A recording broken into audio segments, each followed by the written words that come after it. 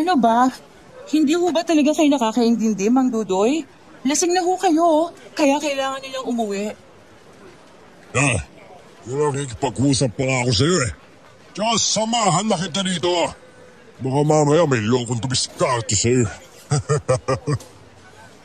Huwag ho kayong mag-alala dahil wala namang lokong makakapalag sa akin. Sige na ho, umuwi na ho kayo. Ay na naman. Nakatabay mo ako eh. Mang Dudoy, ano ba? Huwag niyo nga ho akong hawakan. Sige kayo, kapag hindi pa ho kayo tumigil, tatawag ako talaga ako ng tanod.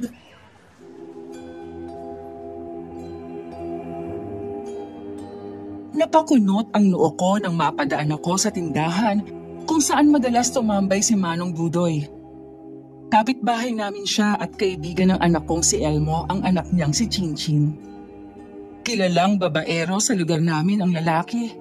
Kaya naman halos lahat ng babae rito sa baryo ay iwas sa kanya. Ayla, pabili nga ako ng suka.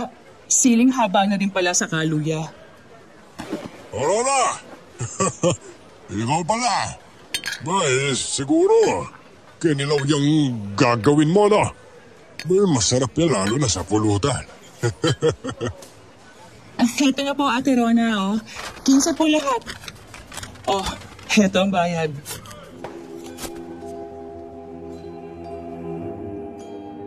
Hindi ko na lang pinansin si Manong Dudoy noon dahil amoy na amoy ko ang alak mula sa kanya kahit nakadistansya ako. Ayoko pa naman sa lahat ay ang makipag-usap sa lasing. Dali-dali akong naglakad paalis sa tindahan at saka tinahak ang daan pa uwi. Hindi ko naman akalaing susundan niya pala ako. Ay, Rona. Sabi na tayo umuwi, ha? Hindi na pa kasi ako pinapauwi ni Ayla, eh. Napakilidyo ng isang yan. Akala niya naman hindi ko alam na kahit kaninong lalaki lang siya sumasama. May pakipot pa. Tinatago rin naman kulong sa katawan niya.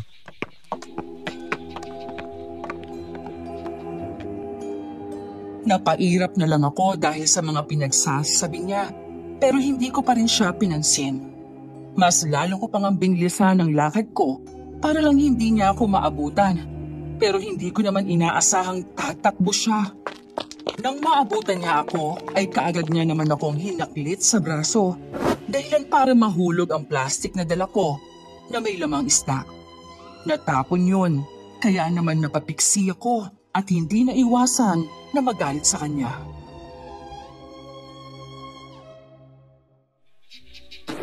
Ano ba, Manong? Bakit ba bigla-bigla na lang kayo nangahaklit? Tingnan niyo, oh, natapon na yung isda ko. Hindi mo kasi ako iniita eh. Sabit tayo mo pero hindi mo ako pinapansin. Ba't ganyan kamatingin, ha? 4:00 pa lang po ng hapon pero lasing ka na. Paano mo pa kaya maaalagaan na maayos si Chinchin kung ganyan ka?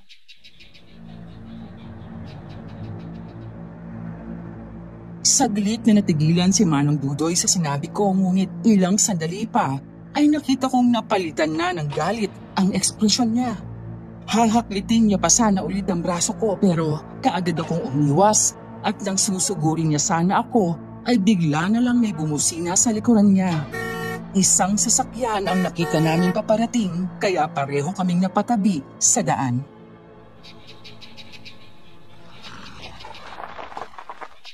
Magandang hapon po. Pwede po akong magtanong? Sir. Ano ba nga tala? Magtatanong lang po ako kung saan banda yung barangay hall.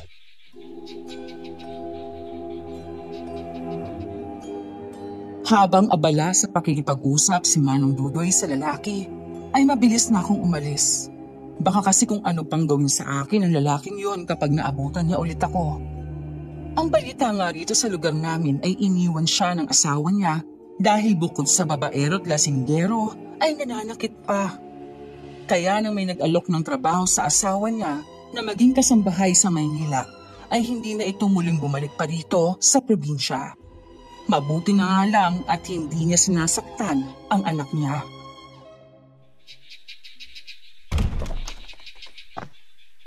Oh, anak, nagan ka na pala. Bakit ganyan naman yung mukha mo? Mukhang pinagbagsakan ka ng langit at lupa. Paano ho kasi, Nay?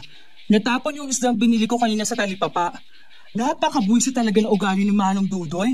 Wala nang ginawa kundi maglasing na maglasing Bakit ba? Ano ba ginawa sa'yo? Hinaras ka ba? Parang ganun na nga ho, Nay. Bigla niya ba naman akong haklitin sa braso? Kaya nabitiwan ko tong supot Kaya yan, konti na lang natira kasi nga natapon. Ay, hayaan mo na. O siya, akin at ako nang maglilinis at magluluto niyan. Magpahinga ka na lang doon dahil alam kong pagod ka maghapon sa paglalabada. Ay, sige po. Nasaan nga ho pala si Elmo? Nariyan lang sa labas. Naglalaro siguro. Tawagin mo na lang.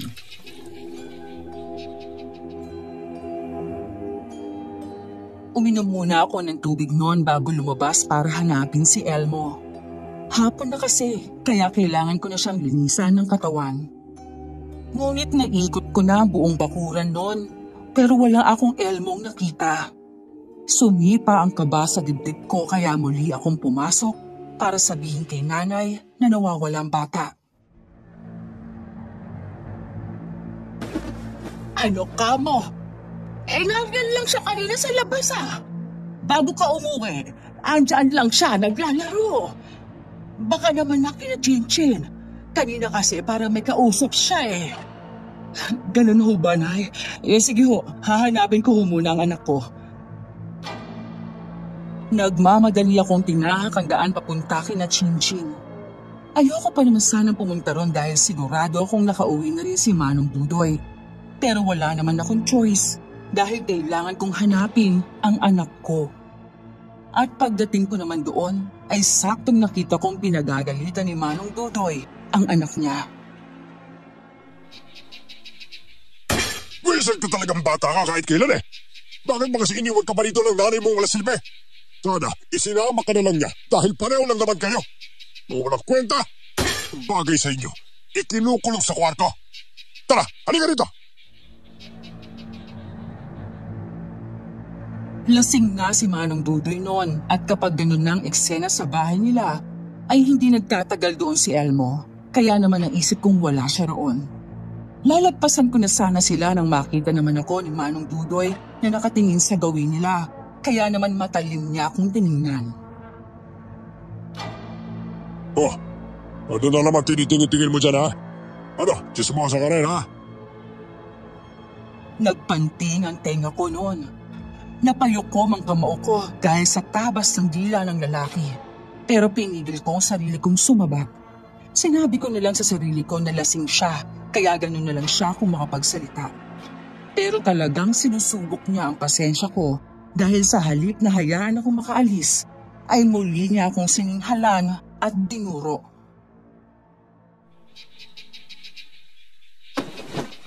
Ba't bastos ka? Pinag-uusap pa kita tapos alis ka na O ano na? Bigyan ka ba? Hindi mo narinig yung sinabi ko? Narinig ko ho, Manong. Pero ayokong patulan ka kasi lasing ka. Tingnan mo nga pati yung anak mo na walang kalaban-laban sa'yo, sinasaktan mo. Nangialam ba ako? Pero dahil sa iniakto mo ngayon, siguro nga tama lang na iniwan ka ng asawa mo dahil lasinggero ka na nga, nananakit ka pa.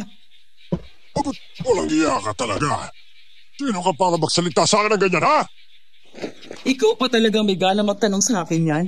Samantalang ikaw naman ang naunang pagsabihan ako ng masasakit na salita. Para sabihin ko sa'yo, hindi ako chismosa at lalong hindi ako bastos. Aalis na sana ako noon pero hindi pa man ako nakakalayo ay agad nang humabol sa akin si Chin-Chin. Nanlalamig at nanginginig ang mga kamay niya at napansin ko pa ang iilang pasa sa mga braso niya.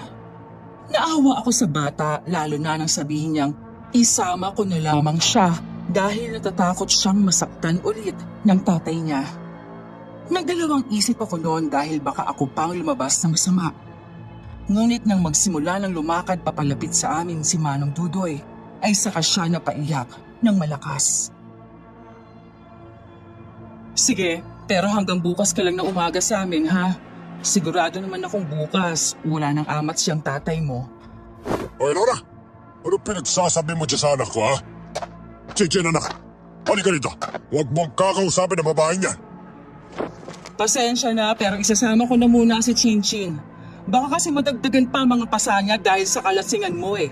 Sunduin mo na lang siya bukas ng umaga kapag wala na yung espiritu ng alak dyan sa sistema mo.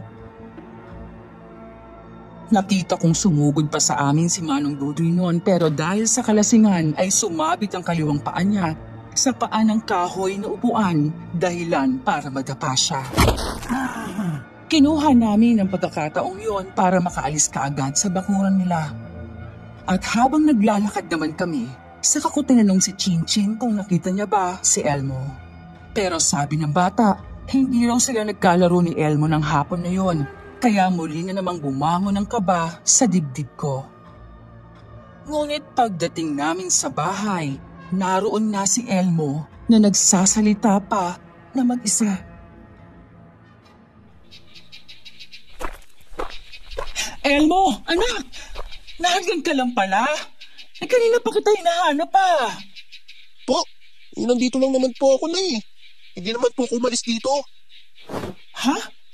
Anong hindi umaalis? Nilibot mo itong buong bahay kanina pero hindi kita nakita. Tsaka pa niyan tawag ko sa'yo ah. Hindi mo ba ako narinig? Narinig po. Sumagot pa nga po ako pero parang hindi niyo naman po ako nakikita. Ah, kaya pala, sabi po ng kaibigan ko.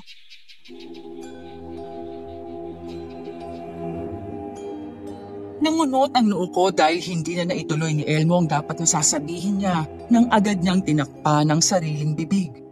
Si Chinchin naman ay nakamasid lang sa anak ko pero parang may tinitignan ito sa balikat niya. Sinong kaibigan, anak? Saka anong sabi niya sa'yo? Si Chinchin po.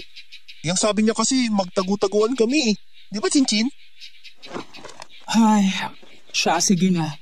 Tara na sa loob at mag-aalas 6 na. Kailangan niyo na maglinis ng katawan. Elmo, anak, pahiramin mo muna ng damit itong kaibigan mo, ha? Hindi kasi siya nakapagdala ng damit eh. Sige po, Nay. Wala pong problema.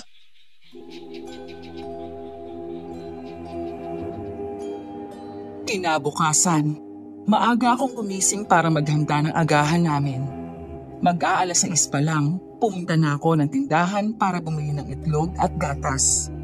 Habang papalapit ako sa tindahan ni Ayla, nakita ko naman ang isang pamilyar na kotse na nakaparada sa harap nito.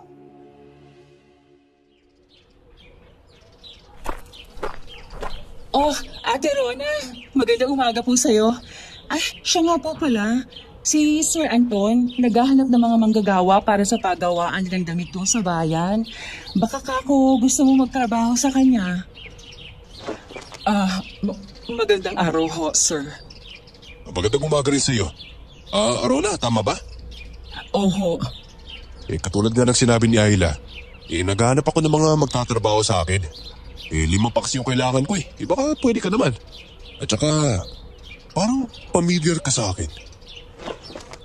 Oho. Kahapon ho, nadaanan niyo ho kami ni Manong Dudoy dong hinahanap ninyo yung papunta sa barangay hall. Oo. Ay, pasensya na tumatanda na yata talaga ako eh. Medyo malabo na rin kasi yung mga mata ko. So ano, gusto mo ba magtrabaho sa akin? Tsaka kung may kakilala ka pa, pwede mo silang i-recommenda sa akin.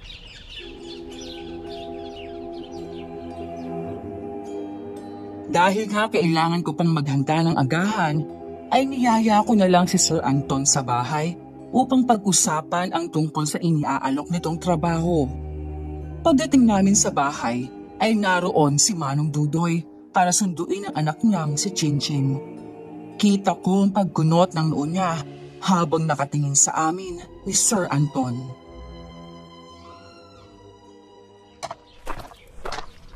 Oh, Manong Dudoy, magandang umaga. Ang aga mo namang sunduin si Chinchin? Bay, siyempre.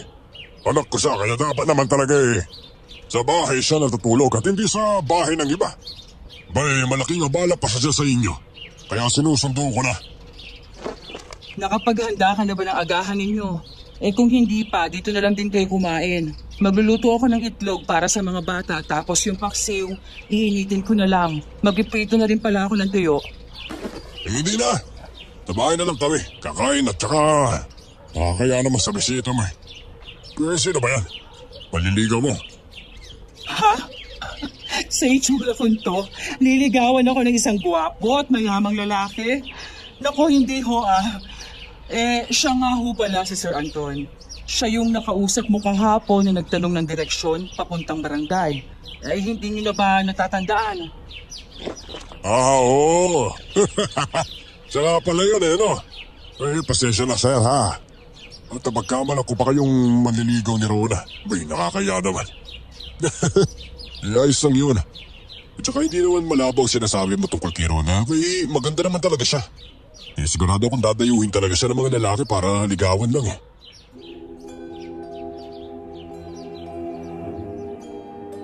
Hindi ko alam kung anong meron sa mga tingin noon ni Manong Dudoy kay Sir Anton. Pero parang may mali. Ipinagkibit-balikat ko na lang yon dahil maaga pa para magsimula ng gulo. Kaya naman hinayaan ko na lang siya na iuwi si Chinchin. Pinauna ko nang pakainin si Nanay at Elmo noon para makausap si Sir Anton. At nang malaman ko kung gaano kalaki ang pasahod niya, ay pumayag na rin ako sa alok niya. Kailangan ko kasi talaga ng trabaho noon, lalo't magpapasukan na naman. Sige, bukas ha. Susunduin kita dito para malaman mo yung daan papunta sa factory. Ay, huwag na po sir. Bigay niyo na lang po sa akin yung kumpletong address at sigurado naman po akong alam ng tricycle driver yung papunta doon. Sige na, huwag ka na maiya. At saka gusto ko rin makilala ka pa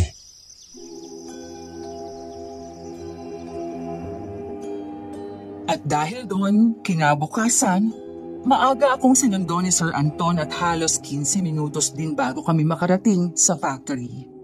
May ilang trabahador nang naroon at saktong binubuksan na ng security guard ang gate. Ngunit bago pa man ako makapasok, ay parang may napansin akong kakaiba. Sir, anong amoy yun? Naaamoy niyo po ba? Parang patay na hayop. Ang lansang nga po parang wala naman ako nakaamoy Meron ho talaga, sir. Hanapin kaya natin kung saan. Baka patay na daga o kaya pusa lang. Basta hayaan mo na yun. O tara na sa loob para may pakilala na rin kita sa ibang tauhan ko. Para akong may ibang hinala dahil sa iniakto ni Sir Anton. Kasi kung ibang may-ari yon, talagang ipahanap niya kung saan galing ang masangsang na amoy. At kung patay na hayop nga yun, siguradong ipakukuha nila kaagad yon para maiwasan ang mga bangaw at pagkalat na mabahong amoy sa lugar. Pero hindi na lang ako kumontra pa at sumunod na lang kay Sir Anton. Hanggang sa ilang sandali lang ay narinig kong sumigaw ang isang katrabaho kong babae. Dagli akong lumabas para tingnan kung bakit at nagitla ako sa aking nakita. Sir Anton? Bakit may bangkay ng babae dyan? Oo na, tama na. Huminahon muna kayo. Ngayon lang namin tinahanap ni Manong Ray. Nabahala na kasi talaga kami sa amoy. Habang lalong tumatagal, mas bumabaho. Hanggang sa nakita nga namin tong bangkay. Pero huwag kayong mag-alala ha. At ipagbibigay alam ko ito kaagad sa otoridad. Sige na. Bumalik na kayo sa trabaho ninyo at mamaya, lunch break naman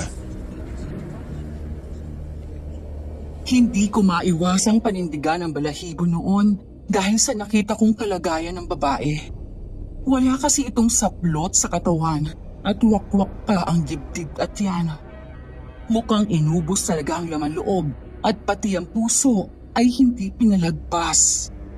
Nang sumapit naman ang 5:00 ay tapos na ang trabaho namin. Sasabay na sana akong pauwi sa mga katrabaho ko nang marinig ko ang pagbusina ng sasakyan ni Sir Anton. Tumabi naman kami dahil akala ko'y dadaan lang siya, pero tumigil siya sa mismong tapat namin. Rona, sabay ka na sa akin po Ihatid na kita sa inyo. Ay, naku sir, wag na po. Nakakahiya naman sa inyo at saka nakakahiya din sa mga katrabaho ko. Magko-commute sila tapos ako sasabay lang po sa inyo. Unfair naman po yun. Pwede naman silang sumabay din sa akin para fair naman.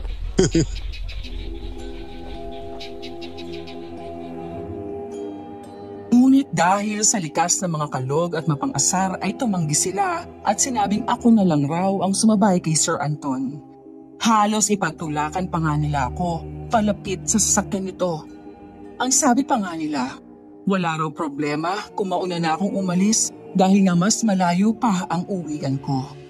Humirit pa ang pinakamahilig manggulo kong kasama at sinabing bagay raw kami ni Sir Anton. Ako naman, pasimple siyang sinamaan ng tingin dahilan ng pagbungisnis niyang nagtaas pa ng hinalaki nang ibig sabihin ay kanain ko na raw. Pero syempre, para sa akin, wala akong trip sa ganon. Sumakay na nga ako noon sa sasakyan ni Sir Anton at wala kaming imikan habang nasa biyahe. Lumipas ulit ang halos 15 minutos at nakarating na rin kami sa bahay. Nagkapaalaman lang kami at saka umalis na rin siya. Nay, boyfriend niyo na po ba si Sir Anton? Ano? Ano ba namang klaseng tanong yan, anak? Eh, syempre, hindi. Saka kahapon ko lang siya nakausap, boyfriend ka agad. Ano ang kahalaman sa akin, ha? Eh, kasi naman po parang kakaiba po mga tingin niya sa inyo eh. Tsaka sabi rin po ng kaibigan ko may gusto yung mama sa'yo. Sinong kaibigan naman? Si Chinchin? Eh, paano hindi naman nasabi yun? Talaga naman yung batang yun, ang daming alam. Eh, hindi po. Anong hindi? Ang ibig ko pong sabihin eh, huwag niyo pong sabihin sa kanya na sinabi ko sa inyo yun. Baka kasi hindi na kami pati pagkatapos eh. Hay nako, talagang bata ka. Siya, sige na. Nakapaglinis ka na ba ng katawan mo? Maglinis ka na at maaga pa tayo maghahapunan.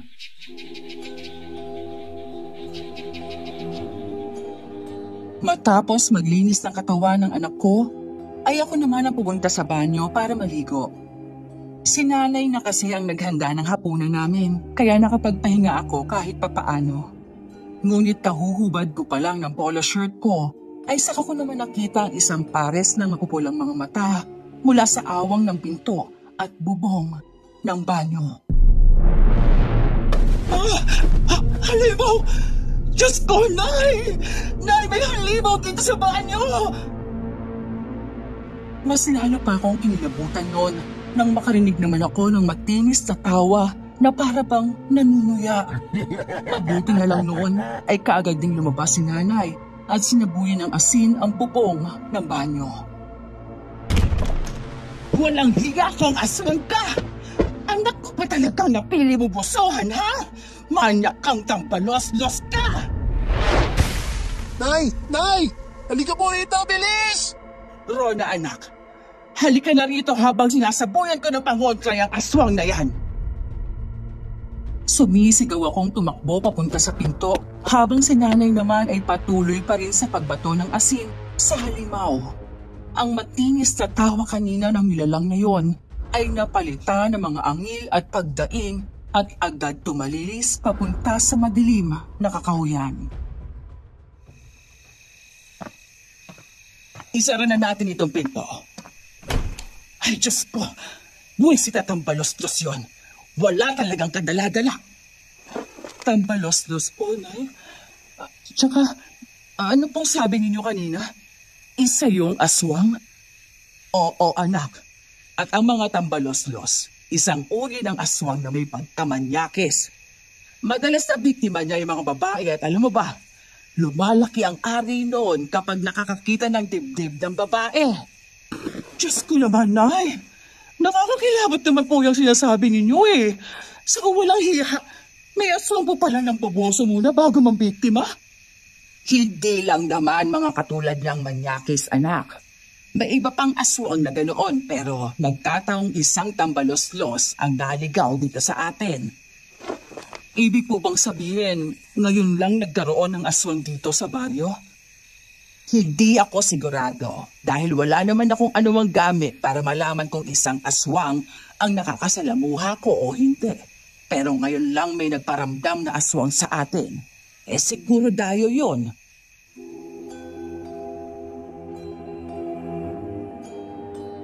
Dahil sa sinabi ni nanay, ay mas lalo pang bumangon ang kaba sa dibdib ko. Lalo na nang maalala ko yung bangkay ng babae malapit doon sa factory ni Sir Anton. Kinabukasan, maaga na naman akong gumising para bumili ng gatas at itlog sa tindahan. At nakita ko na naman doon ang amo ko. Nakaupo habang nagkakape sa harap ng tindahan ni Ayla.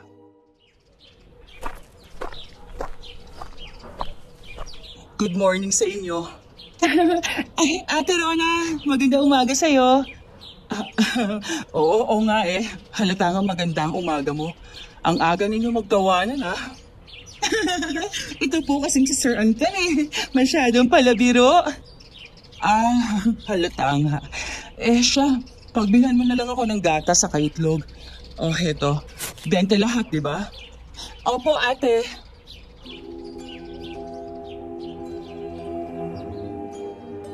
Nang makuha ko ang gatas at itlog at makapagbayad na, ay agad na akong nagpaalam sa kanila. Mukhang masaya kasi ang pinag-uusapan nila at ayoko makaistorbo. Ngunit maya-maya lang, sumunod naman sa akin si Sir Anton.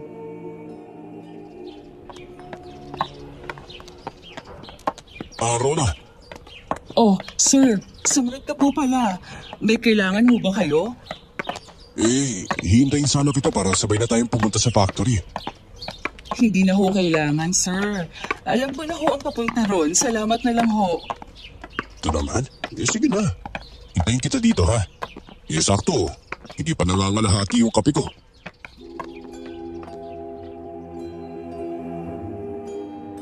Tumango na lang ako sa kangumiti sa lalaki bago sumenyas na uuwi na.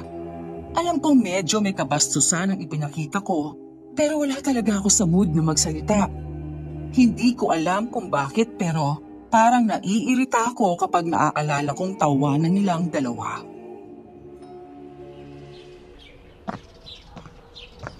Oh, anak, anong mukha naman yan? Mukhang may nakasagutan ka sa labas Nako, wala po, Nay. Nahipan yata ng masamang hangin kaya nag-bad ako ng ganito kaagi. Kung ano man yan, hayaan mo na.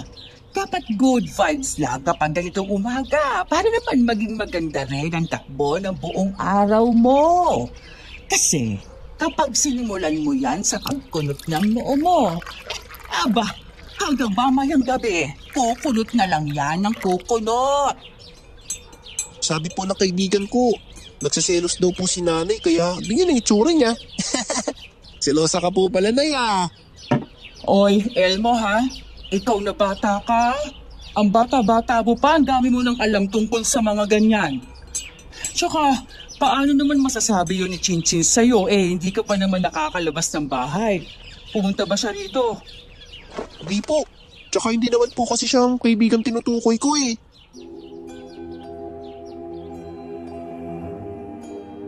Kumunot ang noo ko sa sinabi ng anak ko. Maliban kasi kay Chinchin, ay wala naman na siyang ibang nakakausap na bata. Tatanungin ko pa sana siya kung sinong tinutukoy niya. Kaya lang nagpaalam naman na siya sa magpapainit sa sikat ng araw. Kaya naman naghanda na lang ako ng agahan namin. Pagkatapos namin kumain, nag-asikaso na rin ako ng dapat asikasuhin at tinungo ang tindahan ni Ayla kung saan naghihintay si Sir Anton. Pasensya na, sir. Nainip ka ho ba kakahintay? Sabi naman po ko sa inyo mauna na kayo Pwede naman po kasi ako mag-commute. Ay, ang kulit. Basta pag sinabi ko, gagawin mo na lang, okay? May isang salita ako kaya huwag kang mag-alala. O siya, tara na.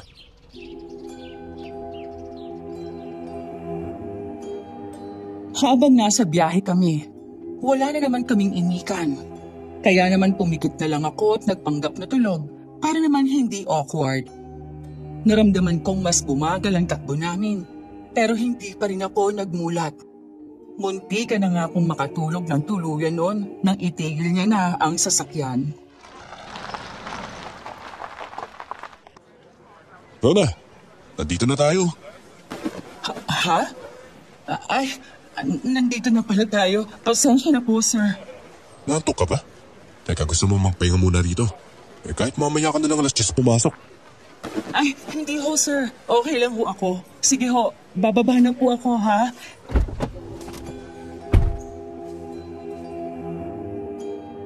Ngunit pagbaba namin ni Sir Anton, ay agad naman siyang sinalubong ng gwardya at bumulong ito sa kanya. Mahina lang ang boses ng gwardya pero dahil hindi naman ako malayo sa kanila, ay naulinigan ko ang sinabi nito. May isa na namang bangkay ang nakita niya sa likod ng bahagi ng factory. Iihi lang daw sana siya. Nang makaamoy siya ng malansa at nang hanapin niya, ay katawan ng isang babae ang tumambad sa kanya.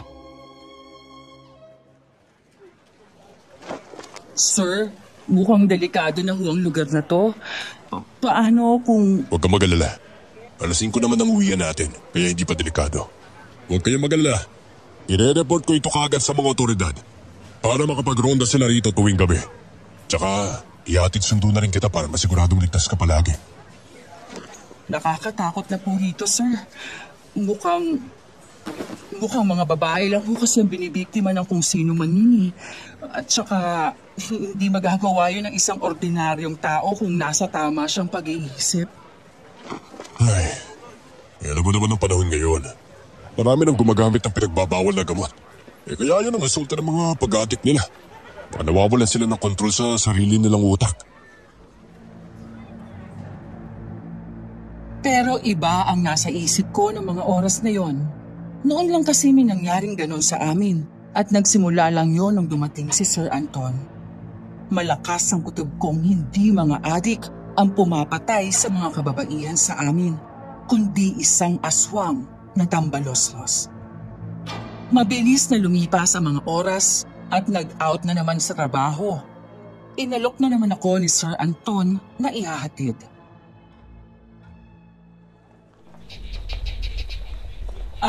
Mauna na ho kayo, sir. May dadaanan pa ho kasi ako sa palengke eh. Wala hong ulam sa bahay. Ganun ba? Walang problema. Pwede naman kita samahan at hintayin eh. Naku, sobra-sobra na ho yun, sir. Huwag na ho kayong mag-abala at baka matagalan din ho ako ron. Alam ko namang may pamilya din kayo na naghihintay sa inyo eh.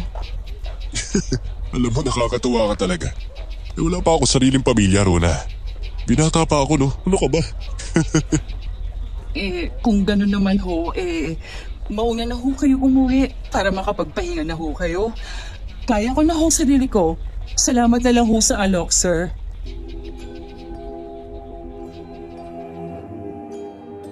Wala na nga siyang nagawa no nang magsimula na akong maglakad at sumabay sa mga katrabaho ko.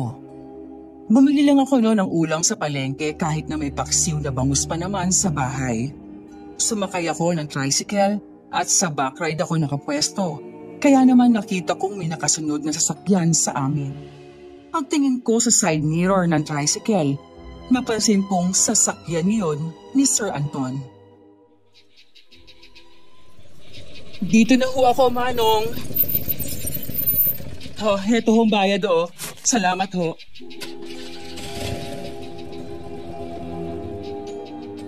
Nagmamadali akong naglakad at napansin kong nakasunod pa rin si Sir Anton. Siguro tumigil lang siya sa pagsunod nang makitang nakapasok na ako sa kawayang gate namin. Pagpasok ko naman sa bahay, ay agad akong dumiretso sa kusina para uminom ng tubig.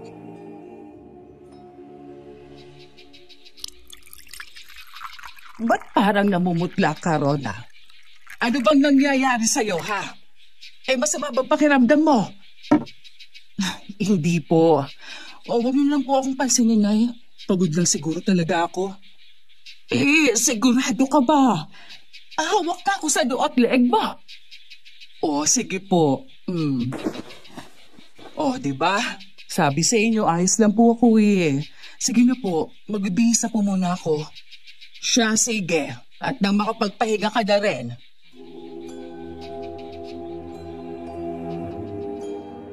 Lumipas naman ang ilang araw at hindi na ako binalikan ng aswang na manyakis na yun. Subalit patuloy pa rin ang pambibiktima sa mga kababaihan at madalas yung natatagpuan sa paligid ng factory ni Sir Anton. Maging siya tuloy at ang gwardiya ng factory ay naging person of interest at minamanmanan ng pulisya. Uy, Rola. Uwi ka na ba? O, tara na. Hatid na kita. Naku, huwag na ho, sir. Saka, Teka, natatakot ka na ba sa akin? hindi naman ho sa ganun. Kaso ho kasi, hindi ko na alam ang iisipin ko eh. Ilang bangkay ng babae na ho nakita malapit dito sa factory ninyo. Natatakot ho ako na... Na patayin kita, katulad ng mga babaeng yun. Ganun ba? Oo? Hindi ako masamang tao noon. At sa maniwala ka't sa hindi akong gumagawa noon. Pero sige, hindi na kita pipilitin kung ayaw mo talaga. Basta, mag-ingat ka sa pag-uwi, ha?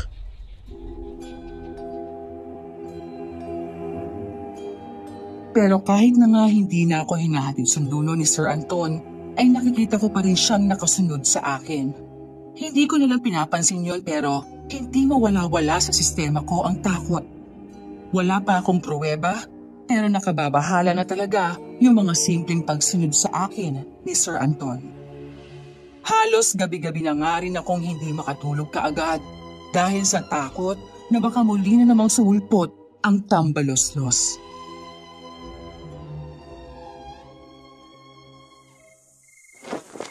Ang lalim naman ng buntong hininga nyo, Nay. May problema po ba kayo? Ay, wala to anak. Huwag mo nilang akong pansinin. Sige po. Good night po, Nay. Mag-pray po muna tayo bago matulog. Para hindi po tayo managinip na masama. Tsaka para gumana rin po yung dinadala po ninyo. Sige anak.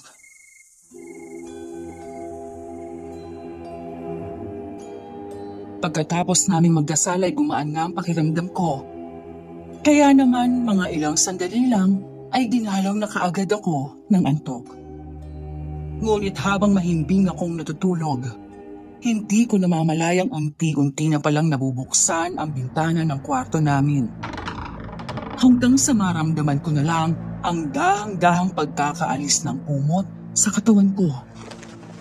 Pagkamulat ko ng aking mga mata, ay doon ko naman nakita ang isang nilalang na may mapupulang mga mata, mahabang tenga, at malaking bunganga na nakatayo sa paanan ng higaan namin ni Elmo.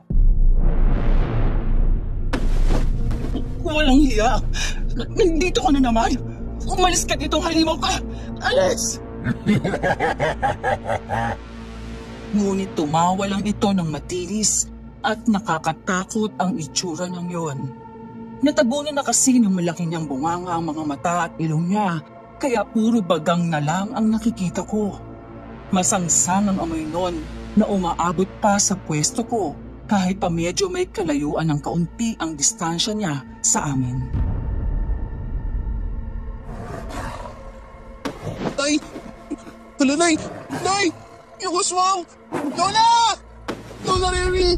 May aswang dito sa kwarto namin ni Nanay! Umalis ka dito, hayop ka, kundi makakatikim ka talaga sa akin! Rona! Elmo! Buksan niyo tong pinto! Hoy! Halimaw! Huwag ka magkakamaling sakta ng anak at apo ko! Hindi mayayari ka talagang lintik ka! Lola! Hindi po namin nabuksan yung pinto! Kasi nasa paanan po namin si... Diyan po mas malapit sa pinto! Sandali nga at kukuha ako ng pangontra. Kumuha nga nun si nanay ng asin at saka isinaboy yon sa loob ng kwarto namin. Makakalusot lang kasi ang asin sa taas ng pintuan dahil wala namang kisame ang bahay namin.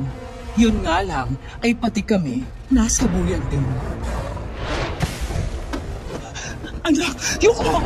Baka malagyan ng asin ang mga mata mo! Peste ka, matanda ka! Ang ingat! Ayap din sa mga to, besit ka! Mas peste kang aswang ka! Kaya mamili ka! Aalis ka ngayon o paliliguan pa kita ng isang sakong asin para magbuka ka pinuro! Ano? Mamili ka! Mga puwiso talaga kayo. Hadlang kayo sa mga plano mo. Pero hindi pa tayo tapos, Rona. Magtingin ka na! Dahil sa sinabing yon ng aswang, doon na nga ako mas nagingala sa tunay na pagkakakilanlan ng aswang na yon. Alam kong mali ang mangbintang, Pero siya lang naman kasi ang nakikita kong laging nakikipaglapit sa mga babae. Dali-daling lumabas sa bintana ang nilalang na yon at doon na nga kami nagmadaling tumayo ni Elmo para buksan ang pinto ng kwarto.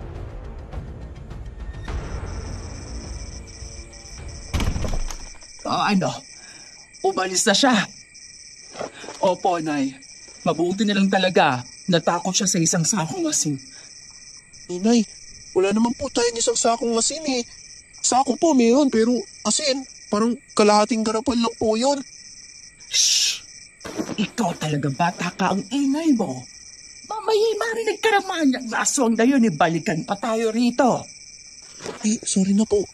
Bakit kasi wala rito si Imyong eh? Ay naku.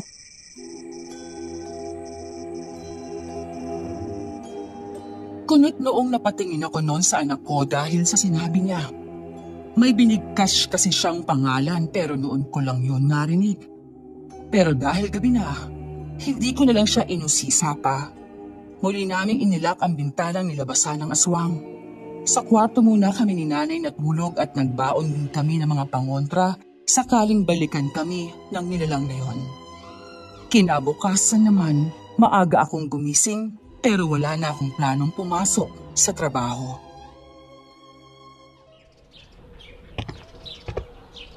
O Rona, anak, bakit hindi ka pa nag-aasikaso? Abay, alas 7 na. Hindi ka pa papasok. Hindi po, Nay. Ha? Bakit naman? Kasi, Nay... Tao po, Rona. Nani Remy, tao po. Abay, si Sir Anton yun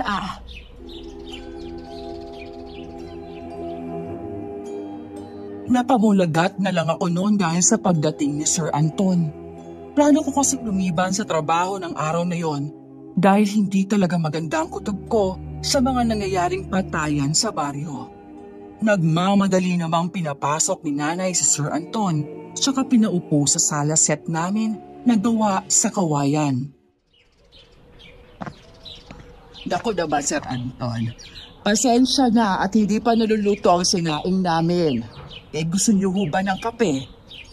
Ay, naku, wag na ho, Nay. Nagkape na po ako rin sa tindahan ni Ali eh. Susundin ko lang po sana si Rona. Oh, Rona, susunduin ka raw kaya mag-asikaso ka na. Naku, huwag mong paghihintayin itong si Sir Anton at nakakahiya naman. Ayos lang po, Nani Remy. Rona, take your time sa pag-asikaso ha. Hintay na ako rito.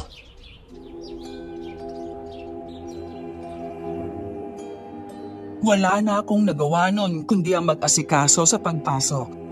Kinuha ko na ang bihisan ko sa kwarto at saka dinala yon sa banyo. Akmang huhubarin ko na ang suot kong damit nang may marinig akong isang batang sumisigaw at boses yon ni Chin Chin.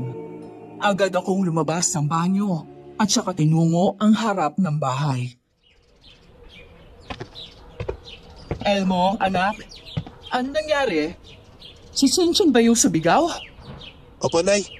Ihatid niya lang po sana itong sopas na pinabibigay ni Manong Dudoy kaso nung nakita siya ni Sir Anton, bigla na lang siya sumigaw at tumakbo. Nang tumingin naman ako sa gawi kung nasaan si Sir Anton, nakita ko siyang nakatingin din sa amin habang kunot ang noo. Parang nagtataka rin siya kung bakit bigla na lang tumakbo paalis yung bata. Sinabihan ko na lang si Elmo na dalhin sa loob yung sopas at ipatong sa mesa habang ako naman bumalik na sa banyo upang maligo. Pagkatapos mag-asikaso ay sumubo lang ako ng sopas at saka sumama na kay Sir Anton papuntang trabaho. Hindi ko alam kung ano meron sa hangin ng sasakyan pero parang bigla ako nahilo. Rona! Uy, Rona, ayos ka na ba? Inaantok ka pa rin ba? Sir, parang nahihilo ko. Ang bigat ng talukap ng mga mata ko. Parang gusto ko nang matulog.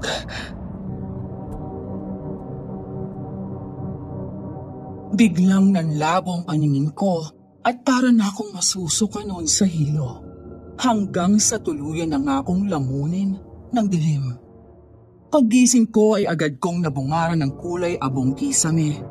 Napakusot pa ako sa mga mata ko bago igala ang paningin sa paligid. Noon ko lang napagtanto na wala na ako sa sasakyan ni Sir Anton at lalong wala kami sa factory. Bigla akong napatayo kaya naman muling umikot ang mga mata ko sa bawat sulok ng lugar. Uy, Rona. Mabuti naman gising ka na. Kumusta na ang pakiramdam mo? Nahihilo ka pa ba? Oo, pero nasaan ho ako? Nasa bahay ko. Bahay ninyo? Bakit niyo ho ako dinala dito? Wala naman ho kayong ginawa sa akin, hindi ba? Napatingin pa talaga ako sa mga damit ko noon, kung kumpleto pa. Kaya naman bahagya siyang natawa dahil sa reaksyon ko. Naitaas ko na lang tuloy ang kumot sa katawan ko noon dahil natatakot akong baka bigla na lang siyang magbagong anyo sa harapan ko at gawan ako ng hindi ka nais-nais.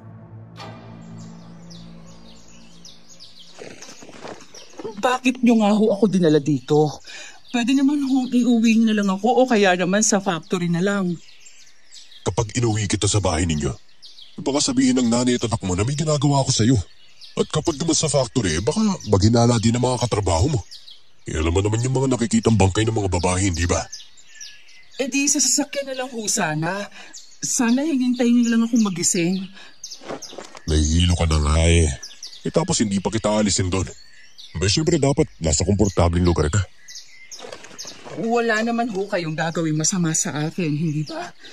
Mabait naman ho kayong aswang, hindi ba? Ngunit mas lalo lang napahalakhak ang lalaki dahil sa sinabi ko. Napatanga pa siya sa katumawa kaya mas lalo akong pinanindigan ng balahibo. Ganon na ganon kasi tumawa yung aswang na tambalos-los. Kaya naman otomatiko akong napaurong sa kanapasiksik sa gilid ng dingding.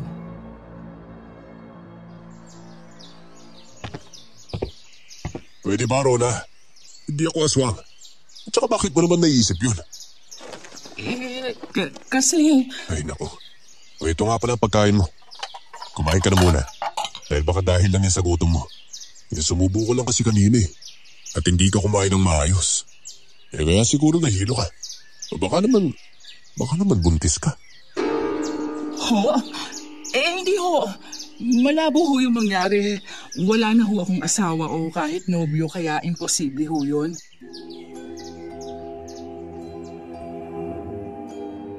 Tumangutang lang siya noon sa sinabi ko at saka itinuro na ulit sa akin ang pagkain bago nagpaalam na lalabas na muna ng kwarto.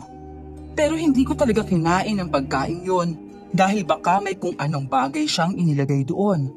Mas mabuti nang nag-iingat kesa magpadalos-dalos ng galaw kaya mas pinili ko na lang na igala ang paningin ko sa buong kwarto.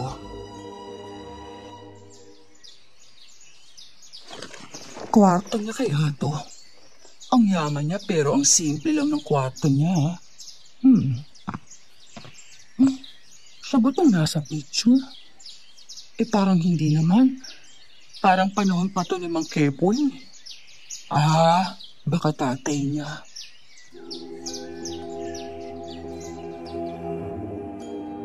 Yung lalaki kasing nasa picture. Kamukha niya pero nakasuot ng kamisa de chino at saka may panyo pa siyang pula na nakatali sa noo. May bigote rin yung lalaki at matured na tingnan kumpara sa itsura ngayon ni Sir Anton. Dahil maayos naman ang pakiramdam ko, ay nagpasya akong lumabas ng kwarto at doon ko nakita ang kabuuan ng bahay. Simple lang talaga yon at hindi mo aakalaing bahay yon ng isang factory owner. Oh, Rona, bakit lumabas ka na? Nakain mo na ba yung dinala ko sa'yo? Hindi ho. Busog pa ho kasi ako eh. Pwede na ho siguro tayong bumalik sa factory? Hindi na. Ihahatid na lang kita pa uwi sa inyo. Baka kasi mahilo ka na naman ulit eh. At saka huwag ka mag-alala. Hindi ko ibabawas sa sweldo mo yung pagliban mo ngayong araw ha. Emergency naman yun eh. Tsaka hindi maganda ang pakiramdam mo. Salamat ho talaga, sir. Basta sa susunod ha, magsabi ka na maaga na masama ang pakiramdam mo. Wala namang kaso sa akin yun eh. Yung mas importante naman yung kalusugan ng mga trabahante ko. Kung magkakasakit kayo, wala na magtatrabaho sa factory, di ba? Maayos naman ho kasi ang pakiramdam ko kanina. Ewan ko ho ba. At parang bigla akong hinili kanina nung sumakay na ako sa kotse ninyo.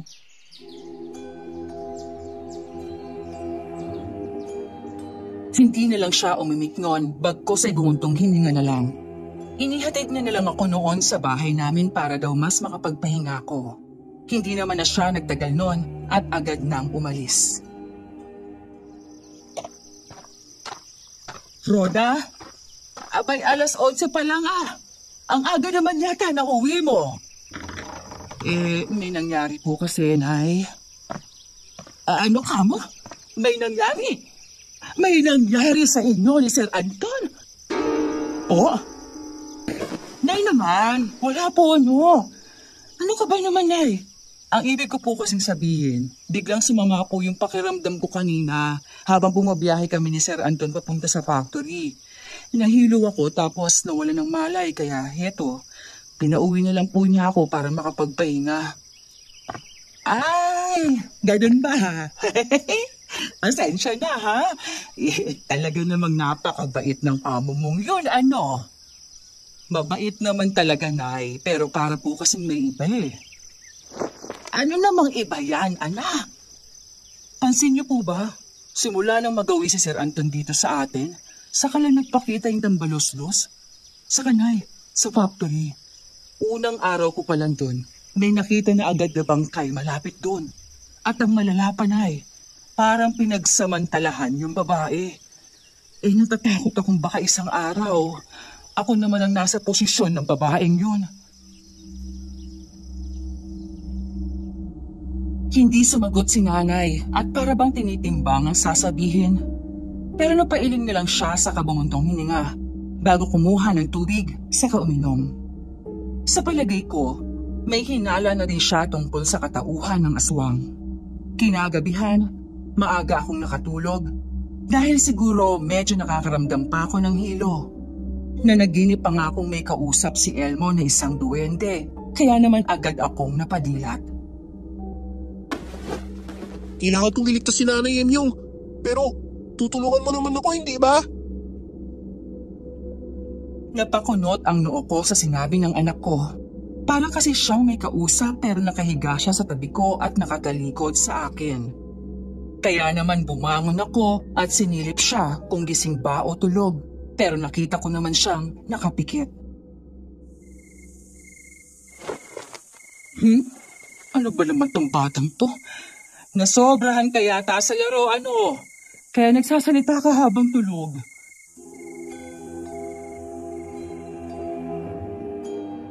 Hinaplos-haplos ko na lang ang buhok niya at saka hinalika ng ulo niya. Muli akong nahiga at saka yumakap sa kanya hanggang sa muli na akong makatulog.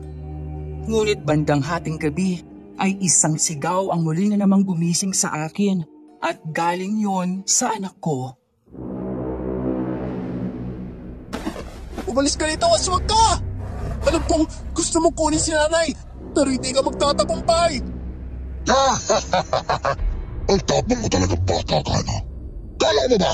Natatakot ako sa isang pibwet na katulad mo. Pwes, uunahin na kita patayin dahil sagabal ka sa mga plano mo. Anak! Diyos ko! Nandito na naman ang aswang! Kailan mo ba kami tatantanan, ha? Alam mo, gusto ko, Rora. After all yun, alam mo kung patuloy akong pipigilan ng mga buwisit na to sa pag-ampin ko sa'yo. Pwes, uunahin ko silang patayin! Yon ay kung kaya mo! Bakit hindi mo subukan na magkaalaman na tayo? Hayop ka! Hindi ka na kontento sa mga babae pinapatay mo! Isasali mo pa talaga ang anak ko! Siyempre, sila kasi libangan ko lang. Pero si Rona, aasawain ko siya. Kaya lahat ng hatlan, aalisin ko talaga sa landas ko. Ibang ka lang ang halimaw ka! Sa tingin mo ba'y papayag ako? Heto, saluhin mo! Inihagis ni nanay sa halimaw ang mga dinikdik na bawang, ngunit mabilis itong nakailag. Sumabit ito sa dingding na parabang unggoy. Saka ito tumalon sa harap namin ng anak ko. Ako naman, hinila ko si Elmo palapit sa akin at labis-labis na ang kaba ko noon sa maaaring gawin sa amin ng aswang. Akmang hahagisan siya ulit ni nanay ng pangontra, ngunit maagap niyang nakuha ang unan sa higaan namin at saka inihagis yon kay nanay. Mabigat ang unan dahil malaki yon at gawa sa duldul, kaya naman natumba agad si nanay. Sabay naman kaming napasigaw nun ni Elmo. Nay! Lola! Aray ko! Walang hiya ka talagang aswang ka! Papatayin talaga kita! Halika rito! Bata ka! Unahin na kita! Dahil napakapakialamera mo! Bitawan mo ang pangit ko! Bitiw! Bitiwan mo siya, aswang! Huwag mong saktan ang anak ko! Natawa lamang ang aswang at umalingasaw na naman ang napakabahong amoy ng hininga niya. Hindi naman kalakihan ang aswang niyon, pero malakas siya. Kahit anong hila ko sa anak ko, ay nagawa pa rin siyang tangayin nito. Binitbit nito ang anak ko at mabilis na lumabas sa bintana bago pa man makatayo si nanay. Elmo! Elmo, anak! Diyos ko! Ibalik mo anak ko pakiusap! Nay! Nay, ano gagawin ko? Tinangay niyang anak ko! Walang hiyang aswang yon. Pero anak, kahit sundan mo pa siya, duda akong mahanap mo kung saan ang lungga niya. Aswang yon. Wala akong pakialam, Nay. Ang importante sa akin, mahanap ko ang anak ko. Kung ganon, sasama ako sa'yo. Hindi pwedeng ikaw lang mag-isa ang susunod sa kanila dahil delikado. Baka mamaya may iba pang halimaw sa daan. Sandali. Tara, kukuha tayo ng maraming pangontra. Dalhin na rin natin yung kutsilyo. Malas na lang at wala tayong tanso o pilak na punyal. Mas mabisa sana yun na panlaban. Kumuha nga kami ng plastic at saka isinil doon ng mga bawang. Bumili rin pala si nanay ng asin kahapon kaya naman puno na naman ang garapong lagayan niya. Pagkatapos ay sabay kaming lumabas ng bahay, ngunit isang tao ang hindi ko inaasahang bubulaga sa amin. Pawisan siya at marumi ang damit. May mga dugo pa siya sa katawan. Uy, Lola, saan kayo pupunta? Sir Anton, ano ang ginagawa niyo rito? May importante akong misyon. Pumasok na kayo sa loob ni Nani Remy dahil delikado dito. Pero kailangan kong hanapin si Elmo. Teka, anong ibig mo sabihin? Tinangay ng tambalos-los ang bata. Ano? Tinangay ng tambalos-los si Elmo? Sinasabi ko na nga ba't dito dediretso ang hayop na yun eh. Anong ibig mong sabihin? Ang aswang na yun, muntik nga na mapatay si Ayla. Abay mabuti na lang at naabutan ko sila. Dahil kung hindi, baka napatay na niya talaga yung babae. Diyos ko, kung ganun, sino yung buwisit na aswang na yun? Mamaya na natin pag-usapan ang tungkol dyan. Kailangan ko na sila mahabol bago pa may masamang mangyari kay Elmo. Basta, dito na lang kayo, Rona, ha? Ako na bahala sa anak mo. Hindi ho. Sasama ho ako sa inyo dahil buhay ng anak kong nakasalalay dito. Hindi ho ako mapapanatag at pipirmi lang habang yung anak ko nasa kamay ng isang halimaw. Kung gano'n, sige. Pero Nanay Remy, huwag ka na pong sumama, ha? Dahil baka mapano pa po kayo eh. Madilim na po sa daan. Kaya na po namin to. Siya, sige, iho. May tiwala naman ako sa iyo. Ibinigay sa akin ni nanay ang mga pangontra. Si Sir Anton na nga ang nagdala ng iba at saka kami tumakbo papasok sa gubat. Parang lumilipad na nga ako noon sa bawat hakbang ko at hindi ko na alintana ang mga tinik at sanga sa daraanan ko. Ang mahalaga lang kasi sa akin ng mga oras na yon ay ang makita ang anak ko at masigurong ligtas siya. Mabuti na nga lang at maaliwalas ang kalangitan ng gabing yon, kaya nakikita namin ang daan sa tulong ng liwanag ng buwan. Pagkalipas ng ilang sandaling pagtakbo, ay bigla na lang tumigil si Sir Anton.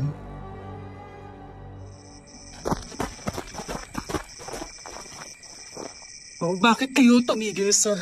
Saka, anong ginagawa mo? Sinusubukan ko kung naaamoy ko na yung tambaluslos. Hanggat hindi kasi siya nagbabago ngayon bilang aswang, hindi ko siya mahanap. Siguro dahil may ginagamit siyang palangga. Pero ngayon nasaan yung aswang na siya? Naaalingasaw ang amoy niya at makakaya ko na siyang tuntunin. Ano ka ba talaga, ha? Bakit may kaalaman ka tungkol sa mga aswang? Dahil isa akong manunugis ang aswang. Ano? Nagpapatawa ka ba, sir? Manunugis? Pero paano? Basta, tsaka ako na ipapaliwanag. Tara, doon na tayo. Muli na naman kaming tumakbo at tinahak ang daan kung saan mas masukal ang daanan. Ilang beses pa nga ang sumabit ang paa ko sa mga baging at damo, ngunit hindi ko alintana ang sakit ng pagkakadapa ng mga oras na yon. Ngunit halos nagalugad na namin ang buong kagubatan na yon. Wala kaming nakitang bakas ng tambalos-los at ni Elmo. Diyos ko po, saan niyo pang kaya ganun ang halimaw na yan ang anak ko? Tara na, paggiliwanag na. Sigurado ako may ibang pinagtataguan ng mga aswang na yun. Pagdating namin sa bahay, ay agad kaming sinalubong ni nanay. Luminga pa siya na para bang may hinahanap, ngunit nalulungkot na napatingin sa akin nang makitang mga mugto ang mga mata ko. Niyakap niya ako sa kahinagod-hagod ang likod ko, dahilan para mapaiyak akong muli. Nahan na anak, mahanap din natin si Elmo. Alam ko hindi siya pababayaan ng kaibigan niya. Kaibigan? Ngunit isang ngiti lamang itinugon niya sa akin. Niyakag niya ako papasok sa bahay at inalok niya din si Sir Anton na magkape. Sumunod naman ang lalaki sa amin. Pinagpalit pa rin siya ni nanay ng damit gamit ang mga naiwang lumang damit ni tatay. Naghugas na rin siya ng katawan para maalis ang mga natuyong dugo roon. Pagsapit naman ng 6:00 ay humanghangos na sumugod si Manong Dudoy sa bahay. Anton! Anton! Lumabas ka dyan, Anton! Anong? Manong Dudoy, ano ang problema? Bakit kay aga-aga ay sumusugod kayo rito? Si Anton ang pakay ko rito, Rona. Kaya ilabas mo siya! At paano mo naman nasabing narito nga siya? Dahil nakita siya ng anak kong si Chinchin.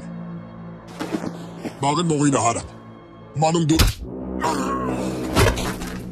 Hindi pa man nakakatapos sa pagsasalita si Sir Anton, ay bigla na lamang siyang sinunggaba ng suntok ni Manong Dudoy. Sa lakas ng impact ng suntok ay natumba si Sir Anton, habang si Manong Dudoy naman ay kinuwelyuhan siya at akmang susuntukin muli, kaya namang mabilis kaming umawat ni nanay. Ano ba, Mang Dudoy? Bakit niyo ba sinagtok si Sir Anton? Bitiwan niyo ho siya! Hindi niyo siguro alam ang ginawa ng hayop na to. Kaya ganyan na lang kayo kung pumanik sa kanya. Bakit? Ano bang ginawa ko sa'yo, ha?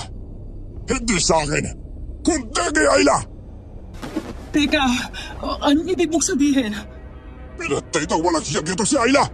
Kaya papatayin din kita, Anton! Ano? Nahihibag ka na ba, ha? Hindi ko pinatay si Ayla at alam mo yan.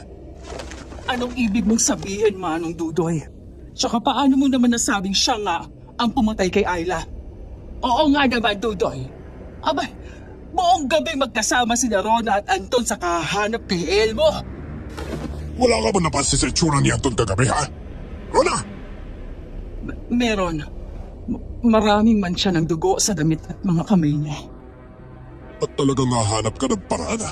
Para matiin ako? Ha? Bakit ba kasi hindi mo nalang sabihin ang totoo?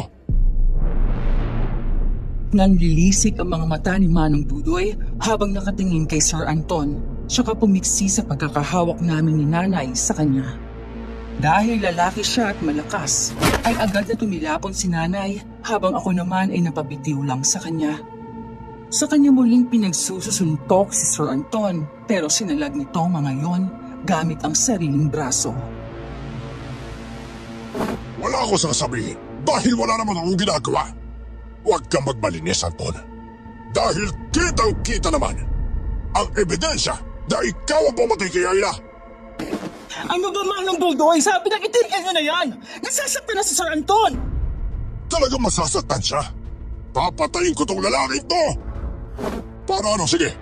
Para magawa mong masama mong balak yun, ha? At sa tingin mo, hayaan ko mangyari yun? Nagkakamali ka. Ibig sabihin, totoo nga. Oo na. Totoong si Manong Dudoy nga ang aswang at ang baloslos. Pagkasabi niya noon ay buong puwersa niyang itinulak si Manong Dudoy. Kaya naman nagawa niyang makaalis mula sa pagkakakwelyo nito sa kanya. Ngunit galit na muling sumugod si Manong Dudoy. Sa halip na siyang makapuntos, ay agad siyang sinalubong ni Sir Anton ng isang malakas na suntok sa panga. At bago pa man makabawi si Manong Dudoy, ay may kinuha si Sir Anton mula sa bulsa ng pantalon niya. Isa yung pulang panyo. At anong gagawin mo sa panyong yan, ha? Ipupunas mo sa dugong nasa bibig ko? Hindi. Dahil ilalabas nito ang tunay mong pagkatao. Binuklat ni Sir Anton ang panyo sa hangin at mula ron ay may tila pulbos na sumama sa hangin. Tumama ang mga yon sa mukha ni Manong Dudoy, kaya napabahing siya, ngunit ang mga sumunod na nangyari ay hindi ko talaga inaasahan. Anong nangyayari sa kanya, Sir Anton? Ano itong pulbos na to? Walang liyang, Anton! Anong ginawa mo sa akin? Sumigaw ng pagkalakas-lakas si Manong Dudoy habang napupunit ang balat niya. Hanggang ang mga sigaw na yon ay nag-iba at naging nakakatakot. At sa harapan nga namin mismo ay naging isang aswang na tambaluslos, si Manong Dudoy. Ngayon, Manong Dudoy, ngayon mo sabihin hindi nga ikaw ang pumatay kay Ayla at sa iba pang kababaihan dito sa baryo. Ano itong isinabi mo sa akin? Aginat! Tamabaso ako sa siga ng araw! Nakita ko kung paano umusok noon ang balat ng aswang, ngunit mabilis siyang nagtatatakbo at saka lumambitin sa mga sanga ng puno. Pumaloob siya sa gubat hanggang sa hindi na namin siya matanaw. Ano ang sinabi niya sa kanya, sir? Paano siya naganyang aswang ng ganito kaaga? Pinulbo siya na ako dito at ganun ang epekto nun sa aswang. Kapag nadampian ang balat nila ng pulbos o kahit makalanghap lang ng usok mula sa sinunog na ako dito, magiging aswang talaga sila nang wala sa oras. Kung ganon, bakit hindi niyo pa siya pinatay? Nasaan yung aswang na siya? At kalaban ng mga aswang ang matinding sikat ng araw. Hindi magtatagal ay masusunog at nauupos din ang katawan niya. Pero paano na po natin mahanap ang anak ko kung patay na ang aswang na yun? Tara na sa bahay. Agad naman kaming lumakad noon ni Sir Anton para pumunta kay Mang Dudoy. Ngunit hindi pa man namin nararating ang bahay nila, ay nakita na namin ang isang bata na tumatakbo palapit sa amin.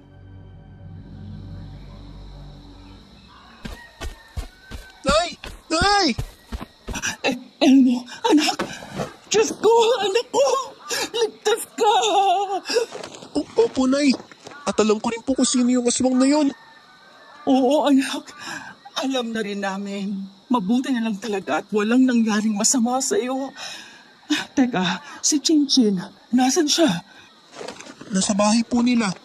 Sabi niya, hihintayin niya raw ang tatay niya at baka magalit na naman kapag naabutang wala siya ron. O siya, iuwi mo na muna siya, Ron. Pupunta muna ako kay Ayla, ha?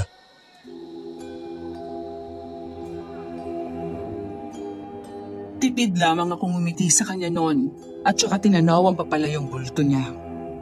Hindi ko alam pero para akong nakaramdam ng kung ano sa dibdib noon. Napailing na lang ako bago yakagin ang anak ko pauwi. Hapon na nang bumalik si Sir Anton sa bahay at sinabing patay na nga si Ayla.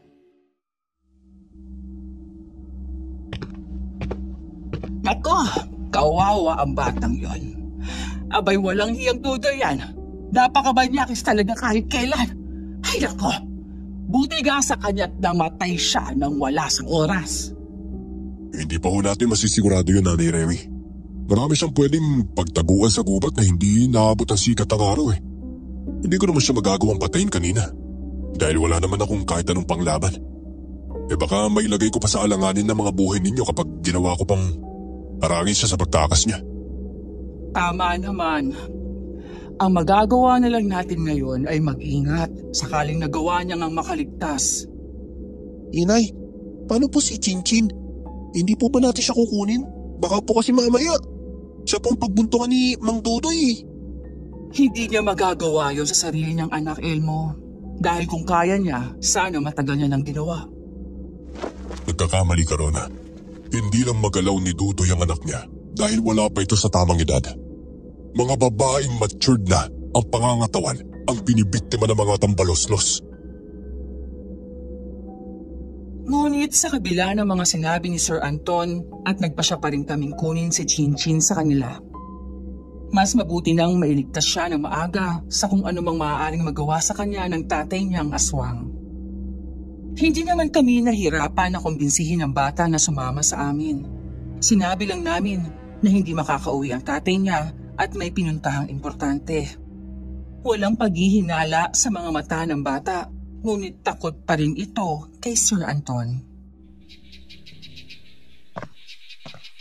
Ang mabuti siguro huwag ka na lang munang lumapit sa bata, Anton. Masasaan ba at masasanay din siya sa presensya mo? Wala akong problema, Nanay Remy. O siya, paano? Uwi muna ako ha. Kailangan ko na rin maligo eh. Baho ko na pero babalik din naman ako rito kaagad. Sige ho, Sir Anton. Ingat ho kayo sa pag-uwi. Ay, naku, sinabing Anton na lang eh. Huwag mo na ako tawaging sir. At hindi naman talaga ako ang boss mo eh.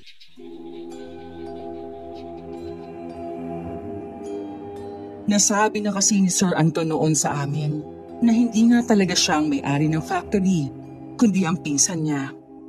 Nagpanggap lamang siya dahil sa misyon niyang hanapin ang dambaloslos na bumibiktima rin sa mga kababaihan sa ibang baryo. Hanggang sa nakilala niya na nga si Mang Dudoy. Unang beses pa lang daw nilang magkita ay alam na ni Sir Anton na isa itong aswang. Kaya rin palaging nakasunod sa akin si Sir Anton kapag tumatanggi akong magpatid ay dahil nakikita niya raw si Manong Dudoy na laging nakabuntot sa akin na para bang stalker.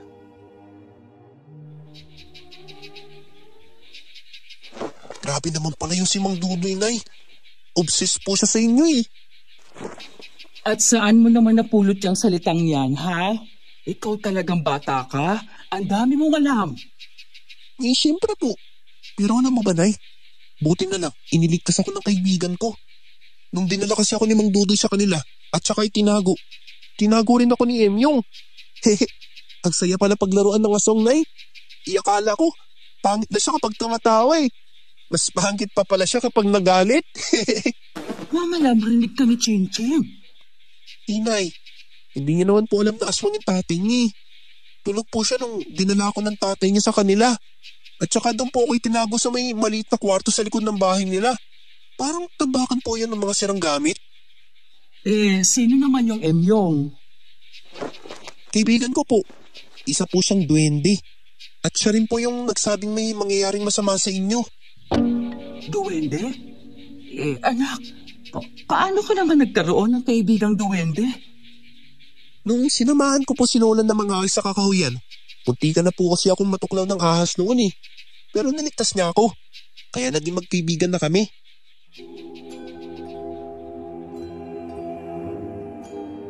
Nagkwento pa ang anak ko tungkol sa mga bagay na ginawa ng kaibigan niyang duwende para sa kanya.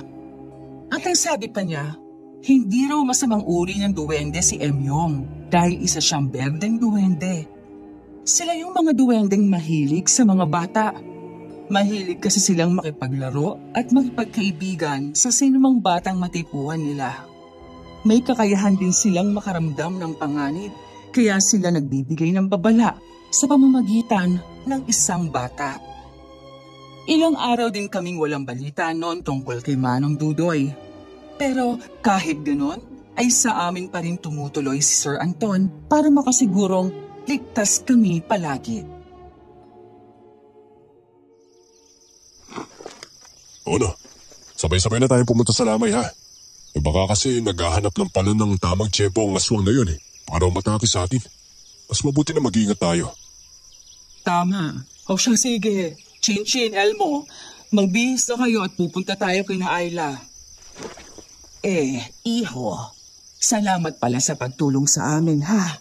Abay, malaking abala na ang dinudulot namin sa iyo. Naku, wag ho kayong mag-alala. At hindi ho abalang tingin ko sa inyo, no? At isa pa layunin ko talagang mahulit mapatay ang tambalaslas na yun. Alam kong hindi niya titigilan si Rone. Kaya mas mabuting nandito na ho ako.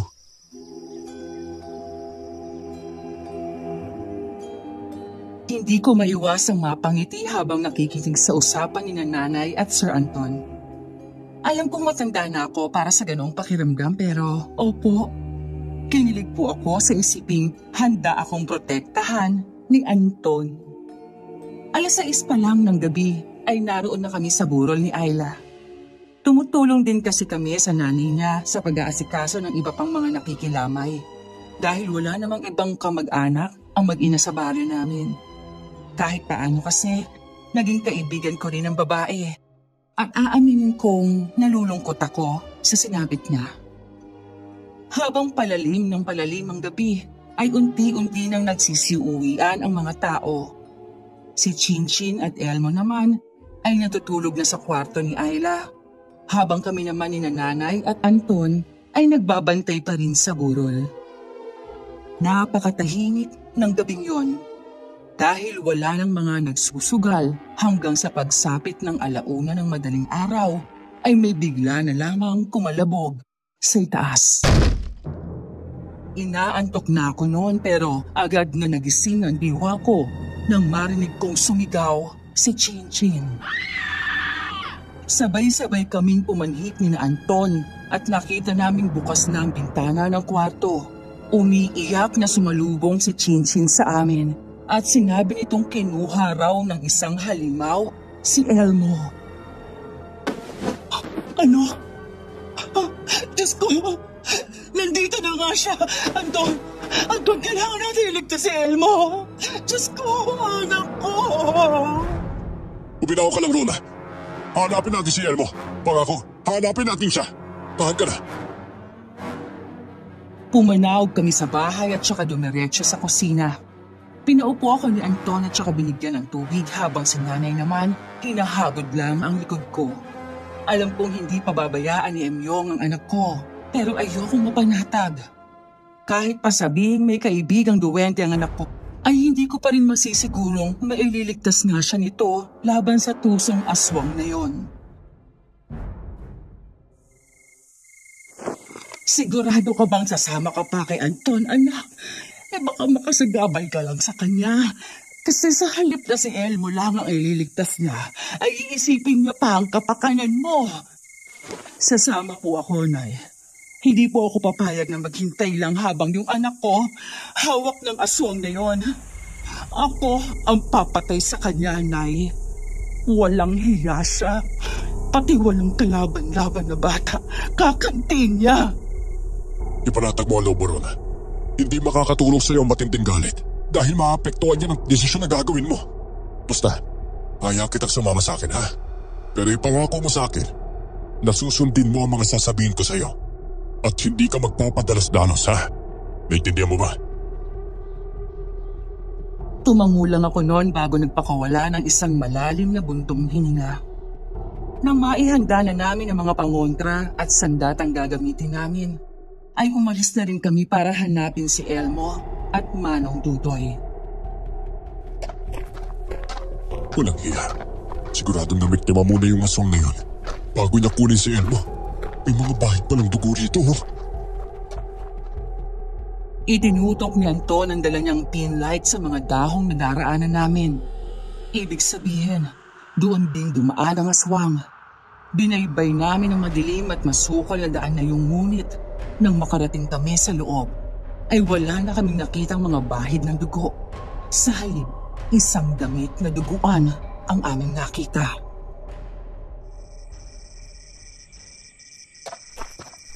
Anton, tingnan mo.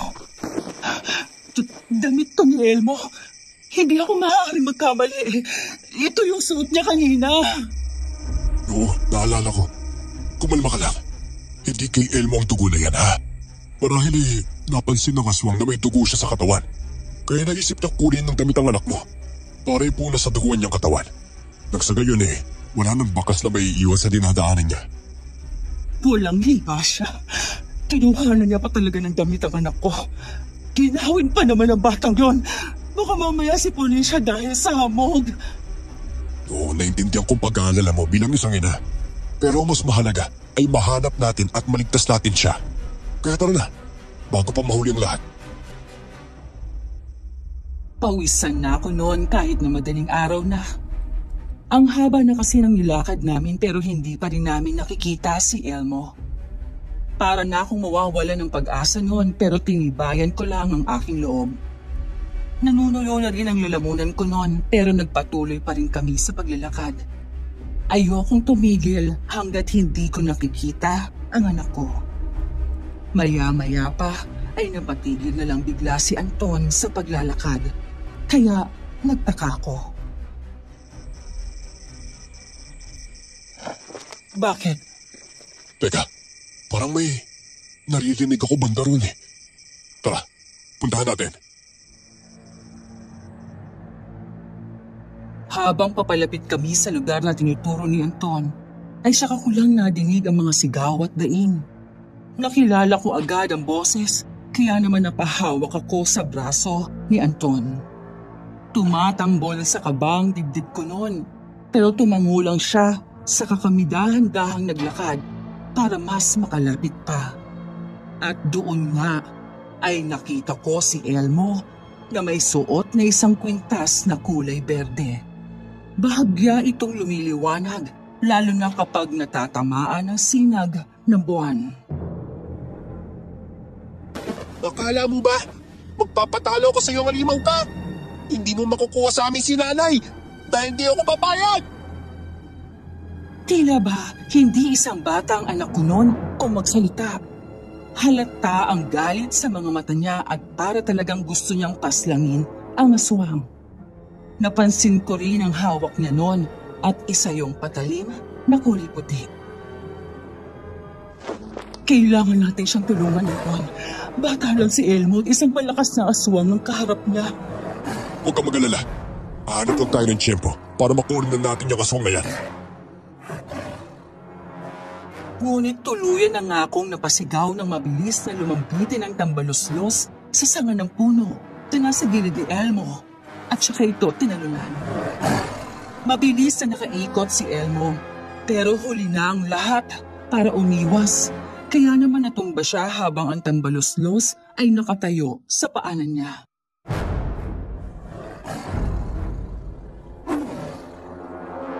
Anak, mag-iingat ka! Tignan mo nga naman ang pagkakataon. Sinasabi ko na nga ba't susunod ka muna. Pero hindi ko inaasahang makakalaban ng ganito itong anak mo. Pero ngayon nandito ka na. Ipapakita ko sa'yo kung paano ko siya papaslangin. Lumabas na ako noon sa pinagtataguan ko habang si Anton naman ay nagtago at saka dahan-dahang pumuslit papunta sa likuran ng aswang. Hanga rin ako noon sa gaan ng mga paa niya dahil wala talaga akong naririnig na kaluskos sa bawat takbang na ginagawa niya. Yun kung kaya mo! Duwag! Napakalaki mo duwag dahil pati bata kinakanti mo! Hindi pagiging duwag ang tawag dito, Rona. Kundi paraan. O diba, magawa nga kitang pasunurin dito. Kasi nandito ang anak mo. Pero madali lang naman akong kausap. Patatasasin ko anak mo kapag pumayag kang sumama sa akin. Ano? Mangarap ka, manyak! Kahit kailan, hindi ako sasama sa'yo. Napakasama mo! Talaga masama ako. Yun naman lahat ang tingin niyo sa akin ni Iba. Pero kung sasama ka sa akin ron, magagawa akong magbago. Basta't sumama ka lang sa akin. Nik mo, aswang. Etong sa'yo. Mabilis na lumabas si Anton mula sa malalagong mga dahon at saka umamba ng saksak sa aswang. Subalit dahil mabilis ang aswang, ay agad itong nakaiwas. Nakatayo na noon si Elmo kaya agad ko siyang dinaluhan at niyakap. Pawisan na rin noon ang katawan niya kahit wala siyang suot na damit. Nay, magtago ka po. Kami na pong bahala si Anton sa mayabang na aswang na yan. Mayabang? Basta ikaw ka mga mayamang bata. Hindi porket binigyan ka ng kaibigan magtuwag na ng motya at patalim. Makakaya mo na ako labanan. Isa kang malaking halal. Kung ganon, dahil walang sino man ang magkakatalo sa akin. Sige lang, tumawa ka lang hanggat gusto mo. Dahil sisiguraduhin kong huling tawa mo na yan. Elmo, humanda ka na. Dahil papatay natin ang aswang na yan. Nakahanda na po ako, Sir Anton.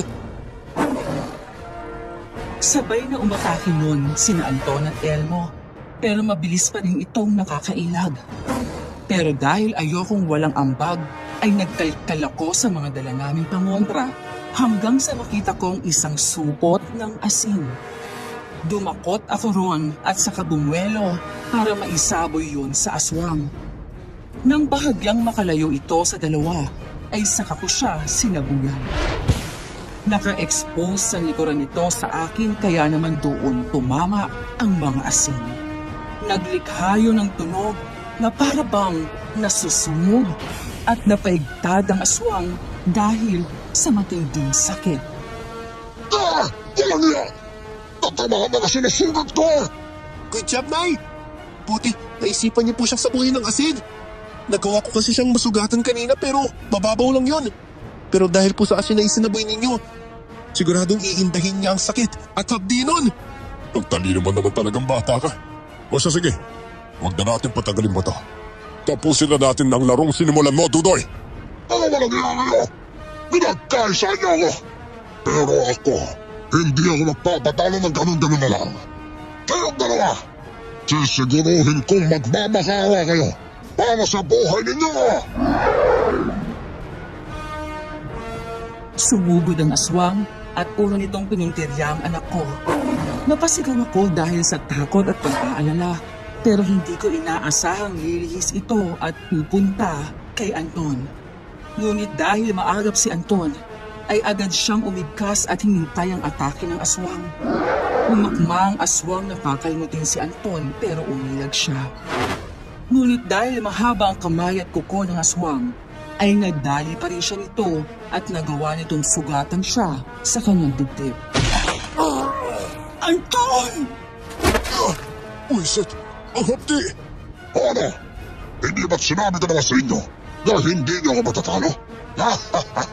Ang yabang niyo kasi, pero wala naman kayong binatbat! Hindi porket nagawa mo akong masugatan. Matatalo ba na ako, hangal? Hindi mo alam kung ilang aswang na ang nabaslang ko at yung ipinagmamalaki mong kwintas? Wala pa sa kalahati ng lakas nila. Muling sumugod si Anton habang si Manong Dudoy naman tumatawang paatras. Yun pala talaga ang gusto ni Anton. Ang mapalapit ang aswang sa puno na pinapupwestuhan ng anak ko para magawa nito ang plano niya. Kunwaring nagpapakawala ng mga atake si Anton at iniaamba niya ang hawak na punyal sa aswang. Yan ba ang kaya mo, ha, Anton? Walang kwenta yung mga pagkatake mo. Dahil isa ka lang namang mayabang na wala naman talagang alam sa pagpaslang ng mga aswang. Yun ang akala mo. Hangal! Muling umamba si Anton, pero seryoso na ito ngayon na katamaan ng aswang. Kasabay nun ay ang pagtalon ni Elmo mula sa puno at nakaamba ng patalim nito sa aswang. Sabay na bumao ng mga patalim nila sa katawan ng aswang. Isa sa batok at isa sa dibdib. Ngunit napasigaw na lang ako nang nakitang bumaunding ang matalim at mahabang kuko nito sa sikmura ni Anton. Diyos ko, Anton! Mapaslang mo man ako ngayon, Anton. Sisiguruhin ko, isasama kita hanggang sa impyerno! Anton! Mas lalo pang idiliin ng aswang ang kamay niya sa sikmura ni Anton. Kaya naman napadaing na lamang ito hanggang sa tuluyan na silang bumagsak na dalawa. Nagsimulang umusok ang katawan ng aswang dahil sa mga patalim na ginamit sa kanya ni na Anton at Elmo. Dahil alam kong wala nang laban ng aswang, ay lumapit na ako sa kanila.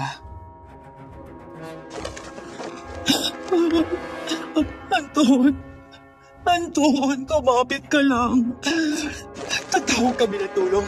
Pakiusap, kumapit ka. Kunin mo yung botelya na nandiyan sa bag. Holy water ang laman nun. Ibuhos mo sa katawan ng aswang. Sandali. Heto na. Nay, nanginginig po ang kamay ninyo. Baka na po mabubuhos. Paki na po. Salamat, anak. Nang ibuhos na ni Elmo ang holy water sa umuusok na katawan ng aswang, ay mas lalo pa itong umusok. Umalingaw-ngaw ang malakas na sigaw ng aswang hanggang sa tuluyan ng matuyot ang katawan niya. Maya-maya pa'y may iniluwa siyang itim na bato. Kinuha yon ni Elmo pero agad yung pinabawi ni Anton sa akin. May isang maliit na garapon ako dyan ng bag. Rona, kunin mo at dyan mo isilid ang mutya. Kailangan niya na magdala sa albularyo para hindi na makapampit ng sala pa ng iba. Sige. Sinunod kong sinabi ni Anton, ngunit nang muli akong bumaling sa kanya, ay nakapikit na siya. Pakiramdam ko ay parang tumigil ang mundo ko noon, at sandaling tumigil pati ang utak ko. Parang hindi ako agad makapag-isip ng gagawin. Nay, dyan lang po kayo. Tatawag po ako ng tulong. Ayoko pa sanang pumayag dahil nasa gitna kami ng masukal na kakahuyan. Pero wala na kaming iba pang pagpipilian. Nasa bingit na ng kamatayan si Anton, kaya nagtiwala na lang ako sa anak ko. Hindi naman nagtagal ay dumating na ngang mga tanod at may dala silang stretcher. Marahan nilang inilipat doon si Anton at saka dinala na palabas ng kasukalan.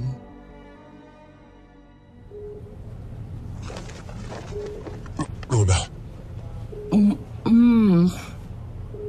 Anton, iho.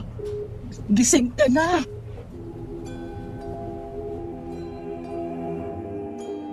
Nang marinig ko sinabi ni nanay, ay agad akong napadiretso ng upo at nakita ko nga si Anton na nakatingin sa akin habang may maliit na ngiti sa mga labi.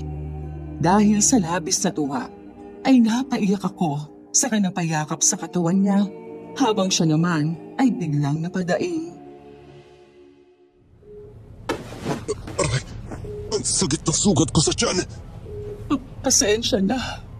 Masaya lang talaga ako na gumising ka na. Hindi mo ba alam na nag-alala ako sa'yo ng sobra? Halos 1 linggo kang walang malay, Anton. Kaya masaya talaga ako na gumising ka na sa wakas. Ana, hindi bagay sa'yo umiyak. Tignan mo nga naman yung mata mo. Lobo-lobo na oh. Nagawa mo pa talaga akong asarin. Suntukin kita kaya dyan. Sige lang. Handa naman ako masaktan ng paulit-ulit eh.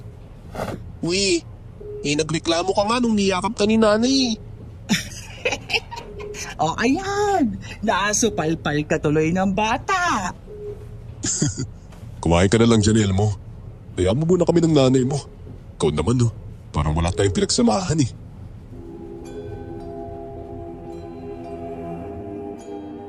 Napuno ng tawanan ng kwartong yon dahil sa asaran ng dalawa. At makalipas nga ang 2 pang araw, ay nakalabas na rin ng ospital si Anton. Sa bahay muna namin siya pinatuloy dahil wala namang mag-aalaga sa kanya kapag umuwi siya sa bahay niya. Aray! Dahan-dahan lang naman. Ito naman oh, ang bigat ng kamay mo eh. Sus! Anong mabigat? Ang OA mo ha? O sige, ikaw nang mag-alis ng dandahe mo. Biro lang. Eh sabi ko nga ikaw ang magtatanggal. Eh baka mamaya imbis na gumaling may infection pa tong sugat ko. Hindi yan. Ang sabihin mo, pa-baby ka lang. Aray! Aray! Oh, anak, ano nangyari sa'yo?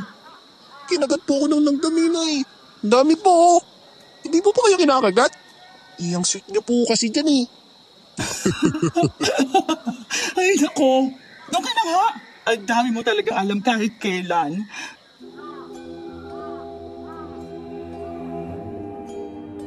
Tumagal ng isa pang linggo si Anton sa bahay bago siya magpaalam na uuwi na sa bahay niya. Kailangan niya pa kasing makausap ang pinsan niyang may-ari ng factory at ipaalam ang mga nangyari. Nalungkot ako nang umalis siya na hindi man lang nalalaman ang nararamdaman ko. Ay, Pang ilan na yan, Naya? Ano po bang problema? Miss niyo na po si Sir Anton, no? Miss niya si Sir Anton. Hoy, ikaw ha? Anong miss-miss? Manahimik ka nga dyan. Ang dami mong alam ah. Uy, si Nanay. Kinlaba mo kay Sir Anton yan. Hay naku, tigil-tigilan mo nga ako at baka mapalo na kita dyan. Sige lang, Nay. Kung ikakasayin niyo naman, okay lang naman po sa akin.